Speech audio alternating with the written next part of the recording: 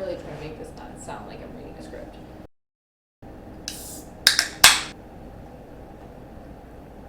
This one's not going to be so lighthearted today. This is a serious topic that's been boiling my blood for, honestly, years, and I would very much like to address it due to the disgusting things I've seen lately about the Kardashians. Those who don't know, I'm Gina Bobina, and those who do, I know you've been dying to hear my opinion again. So this one is about the most famous family in the world, the Kardashians. It goes into how they are racist and how they exploit black people in the black community, and I'm honestly tired of seeing it. It's 2022. Like, we should know that this is wrong. I'm gonna try to make this short and sweet, but I do kind of need to go into the history of the family in order to build up the conversation that I want to have about them. And there's a lot of history with this fucked up Brady Bunch, so buckle up. I'm gonna be referencing a couple of different articles. They're all gonna be linked in the description, so if you want to look at them, I highly recommend that you do. Wikipedia says about the family: the Kardashian family, also referred to as the Kardashian-Jenner family, is an American family prominent in the fields of entertainment, reality TV, fashion design, and business. Founded by Robert Kardashian and Kris Jenner. Honestly, saying that Kris and Robert founded the family makes my skin crawl. That's just such a strange way to say who the parents are, and it makes it sound like a cult. Anyway, it consists of their children, Kourtney, Kim, Khloe, and Rob Kardashian, as well as their grandchildren. Yeah, unfortunately, they have shoved the Kardashian-Jenner image into the arms of a third generation. After Kris and Robert's divorce in 1991, Kris married Caitlyn Jenner, then Bruce, with whom she had two daughters, Kendall and Kylie. Notable extended relatives include Kendall and Kylie's half-siblings through Caitlyn and her marriage to actress Linda Thompson, Brandon and Brody Jenner. I've never heard of the siblings before, and honestly, good for them. Except, while writing this script, I came across a video of their stepbrother Brody ranting and just being a straight up anti-vaxxer on live and blitzed. So now I wish I hadn't heard of them. Kourtney previously dated American entrepreneur Scott Disick. He's got his own story. They have 3 children. In 2021, she became engaged to Travis Barker, the drummer for Blink-182. Kim is married to and separated from Kanye, like we all know, and they have 4 children. She's currently dating Pete Davidson, I guess. But Khloe previously dated Tristan Thompson. They have 1 child. And Rob previously dated Blac Chyna, and they have 1 child. Kylie is dating American rapper Travis Scott. He's got his own story. They have 1 child and they're expecting another one. Robert Kardashian initially received attention for being O.J. Simpson's lawyer during the O.J. Simpson murder case. But the family really got popular when they parlayed Kim's 2002 sex tape with Ray J, Kim Kardashian's superstar, and made it into a reality TV and business empire. And since her tape is honestly the family's claim to fame, and let me jump into that real quick, Kim Kardashian Superstar is a 2007 pornographic film featuring American television personality Kim Kardashian and singer-actor Ray J. It depicts the pair having sexual intercourse in October 2002 while on vacation in Cabo San Lucas, Mexico, for Kim's 23rd birthday. Ray J filmed much of the holiday with a handheld camcorder, capturing him and Kardashian gooping around and also having oral sex and sexual intercourse. I don't get paid for YouTube, but if I did, this would totally get demonetized. Kim was relatively unknown before the tapes released, but she was known mainly as the daughter of Robert Kardashian, O.J. Simpson's attorney. And she was also known as a friend of Paris Hilton. She was on a couple of episodes of The Simple Life from 2003 to 2006. She met Ray J in 2002 while working as a personal stylist for Brandy Norwood, his sister. And I don't know if I'm the only person who didn't know this, but I didn't know that Brandy was his sister. Wikipedia goes on to say they have been referred to as America's most famous family by Glamour, one of the most influential family dynasties in the world by Insider, and the biggest influencers of the 2010s by Vogue. They're obviously best known for their reality show, Keeping Up the Kardashians. They have had plenty of spin-offs, and they've been featured on other TV shows and podcasts and talk shows. The family and media give Kim the credit for helping them start their careers, and they should thank Ray J too. Even with the family's mainstay show, Keeping Up with the Kardashians, some have said the family has no real skill beyond famous for being famous. Personally, I agree. That's why I've never kept up with them. Now I want to get into the real reason why I'm actually talking about this topic. I've been seeing this clip go around Twitter, and I hate it so much. Black baby. Hashtag fact. My baby is black. Hashtag I only like black. That's what I would say. All I get called is a lover all day long. Who the cares? I don't only have a problem with what was said by Khloe, but also the reaction or lack thereof by those in the room with her. So this clip is from a 2019 episode, I believe, and it was an E! Time slot for Keeping Up with the Kardashians. So national television.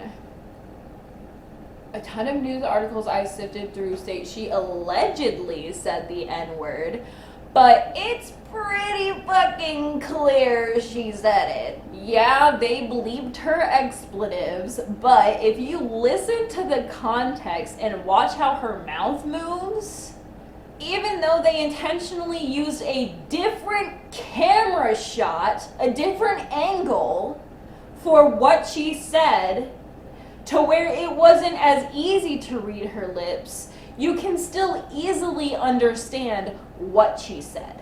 This could have been easily edited out just as easily as it could have not been said at all, Khloe. They're old enough to know and live in a country that constantly reminds them not to say shit like this. They have a platform so large, they should be aware that anything they say could come back and bite them in the synthetic ass. I, for one, am personally glad that it's coming out because holy shit, I've never liked them and I've been wanting them deplatformed for some time. But E! And Ryan Seacrest gave the go-ahead for this episode where a racial slur is used. For what?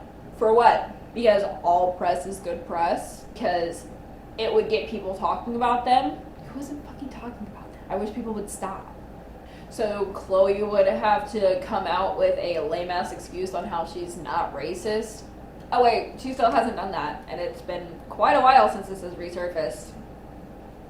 And she hasn't apologized for any of the other things that were racist that she's ever done either. The way she talks about black men is disgusting and exemplifies her fetishization of the race. She's not the only one in the family, but she's who I'm focusing on right now. She apparently was helping Kim respond to Twitter trolls accusing her of cultural appropriation, which she does a lot. Khloe goes on to say she only likes black cock, not black men. She calls them a body part, which is so extremely disrespectful while her child is half black, in my opinion. How would you feel, Khloe, had Tristan said, I only like Armenian pussy? Yeah, Ethnically, they are Armenian, but racially, they're white. They were prolifically brought up in a white American traditional household, have a ton of white privilege, but they act like they have an N-word past just because they exclusively date and have sex with black men and are technically half Asian or Middle Eastern. The two in the room Khloe was speaking with, Kim, and I believe the other one is Chris, do not even bat an eye when Khloe just absolutely drops a hard R, which would suggest that this is normal for them in their vernacular and don't see a problem in this way of speaking. If you bring up the topic of their racist habits around any of their fans, they will immediately rush to the fact that the Kardashian Jenners only exclusively date and are intimate with black men or women. I always forget about Rob and Blac Chyna, and honestly, growing up in the South, I heard claims like this all too often, and I still do. I'm not racist, my best friend is black. I'm not racist, my boyfriend, girlfriend, baby mama, or baby daddy is black. I don't see color.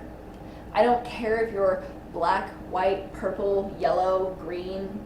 And to be transparent, I've said things like this growing up because I was taught that things like this make you not racist, when really it's a cover for internalized racism. Something I struggle with today, and I really have to correct myself and teach myself because I know that it's wrong. And I struggle with it because of the way that I was brought up and where I was brought up.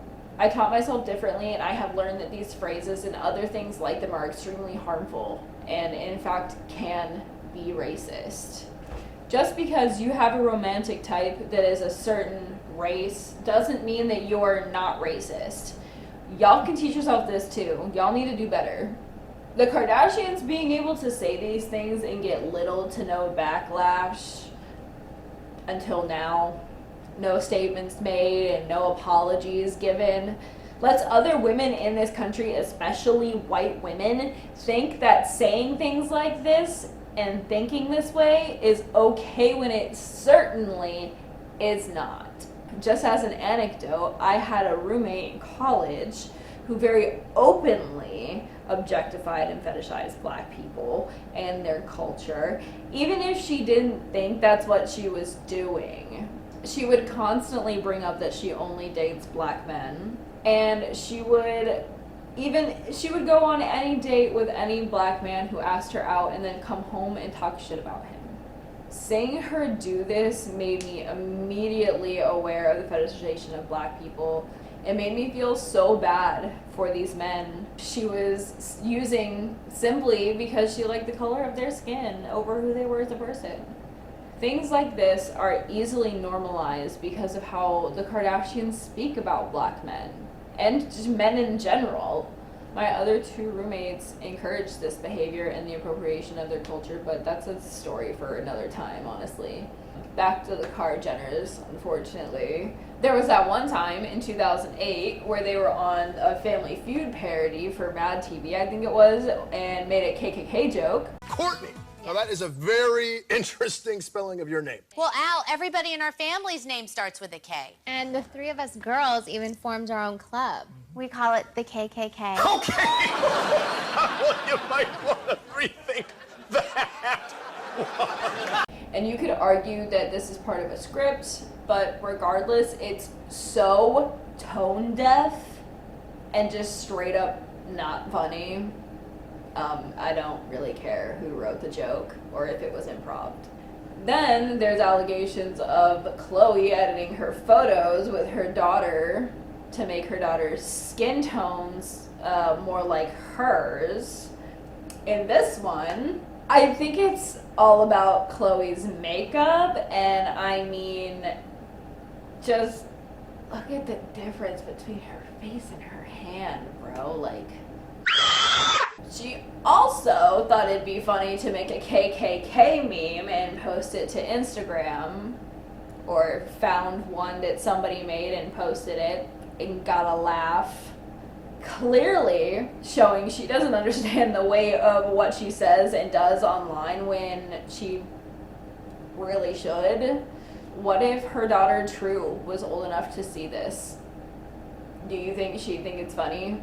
She also received backlash for a picture of a t-shirt that she posted that said, "Love thy racist neighbor." And while this shirt was mostly a nice sentiment to Christianity, I guess, there honestly shouldn't be any racist neighbors.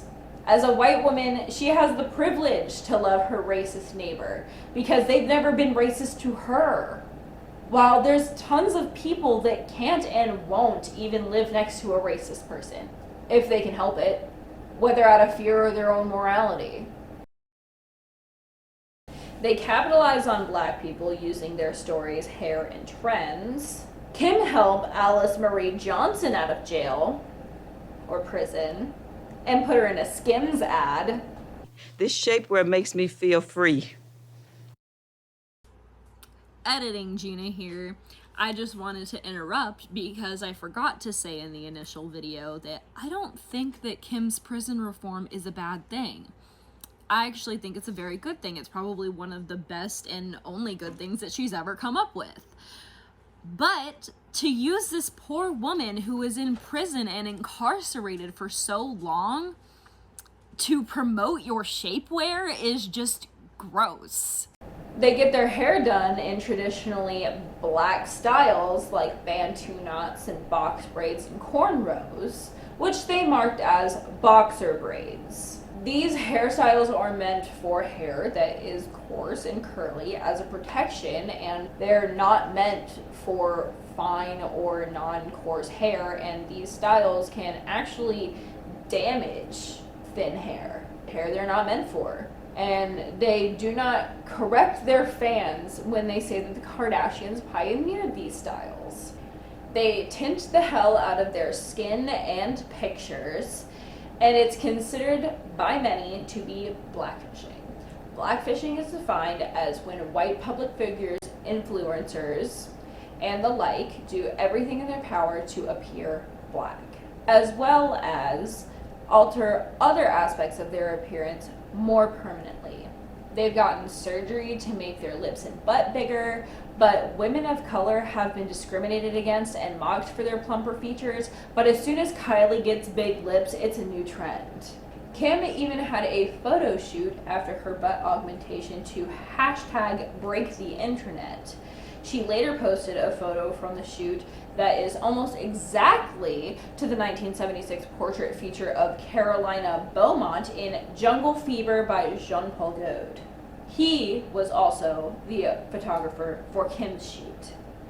One article states, "For centuries since, and likely before, black women and their bodies have been smeared by stereotypes of hypersexuality, simultaneously displayed and degenerated, their identity and self-determination suppressed by the whims of the white male gaze.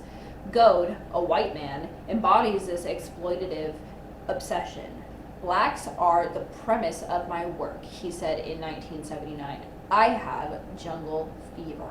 I'm gonna butcher this name and I'm really sorry. As Yomi Adegoke wrote in The Guardian in September, non-black women have a history of appropriating black women's bodies and culture. Black women's bottoms were the butt of the fashion industry joke for years, till Jennifer Lopez, Iggy Azalea, and even Miley Cyrus started boasting about their rear attributes. Why does a black butt only look good in white skin? Kim also said she had never really gave much thought to racism or discrimination before she had her first child. There's also just other things, and this fine. Baby, lock the door and turn. Which is gross. And getting into Kendall, we can't forget her Pepsi ad that was so extremely tone deaf. And it may not have been all her fault, as Pepsi cast her, and I'm sure her mom pushed her to take the gig or booked it for her, because the devil works hard, but Kris Jenner works harder. Regardless, the climate of the country at the time, that this aired should have been a big red flag that Kendall shouldn't be the one to star in this ad. And Kendall was 22 at the time, plenty old enough to know better. While she may have cried about how stupid she felt on Keeping Up with the Kardashians, she never said the words, "I'm sorry," which speaks volumes, in my opinion. Also, Kendall and Kylie were accused in 2017 of appropriating chola culture as said in Refinery 29. The model in the photo was wearing a plaid shirt with only the 2 top buttons fastened, a black lace bralette underneath, black slacks, and huge hoop earrings. At Lips to Kitty captioned it, at Kendall Jenner, at Kylie Jenner, "Will you ever come up with your own ideas? Hashtag culture vultures." I first saw the image on the Explore page and I immediately noticed something was wrong when I saw that it was posted on that Kendall and Kylie page. Actually, Sharigo, aka Lips to Kitty, said, "What bothers me is that they don't ever come up with their own original ideas. They're always taking ideas from others and never give credit. Aside from being unoriginal, it's definitely irritating to see these girls making money off a culture they know absolutely nothing about. When we Latinas and Chicanas dress in flannels and big pants, we get profiled and frowned upon. But when they do it, it's fashion." Kendall also recently released a tequila brand that is extremely overpriced and it's ridiculous. She's also accused of stealing the bottle style branding and name, or at least copying. There is a lot to this, and I simply can't find everything. But I did also want to highlight this article that I really loved, and I recommend you read it. It's from Vice, and it's called "Kim Kardashian Helped Me with My Own Racial Identity Until She Didn't." It's going to be linked in the description, and I highly recommend you read it. This woman, who is Armenian and Polish, wrote this for Vice. Despite mothering 4 black kids, she, along with her sisters Kylie Jenner and Khloe Kardashian, have built an empire by appropriating black culture and black beauty. To this day, Kim posts pictures with black hairstyles and often stains her already olive skin dark brown with whatever beauty product du jour she's trying to sell. Comments flood her social media calling her out for blackface. But sometimes people on social media also call her out for being white, and while that might be a fair assessment, she certainly benefits from white privilege. Comments highlighting her Middle Eastern roots always follow. It's this push and pull between whiteness and brownness in Kim's comment section that has become a metaphor for Armenian racial beauty. Kim Kardashian's racial identity is malleable and label-free, allowing her to shift from white to brown and back to white, effectively building a palatable brand off-white that's easy to sell because we get to define her however we want.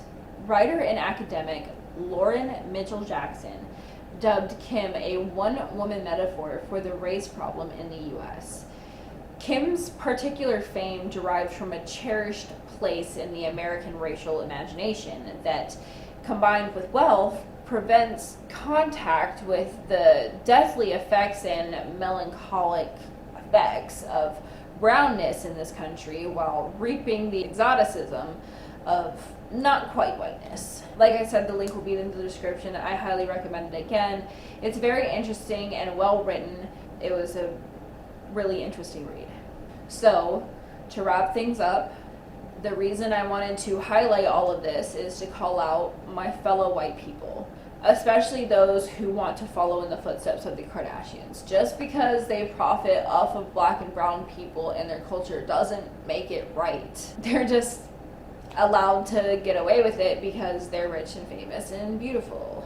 Lots of people from other countries love when you show interest in them, but you have to do it respectfully. Please do research on cultures you are interested in and appreciate, don't appropriate.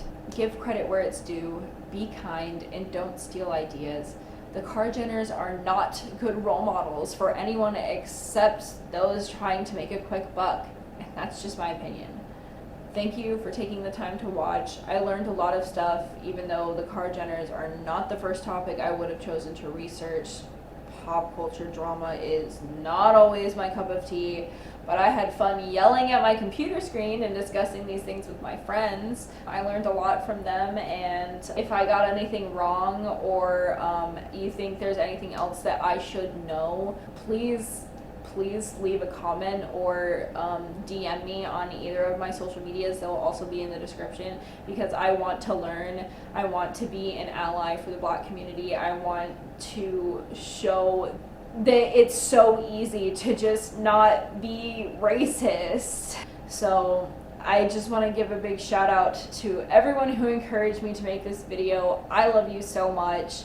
Like and subscribe if you feel so inclined, and I'll try to make something funnier with my next videos. I have some other things lined up and I'm really excited about them, but it's good to get serious sometimes. Love ya. See ya later, losers.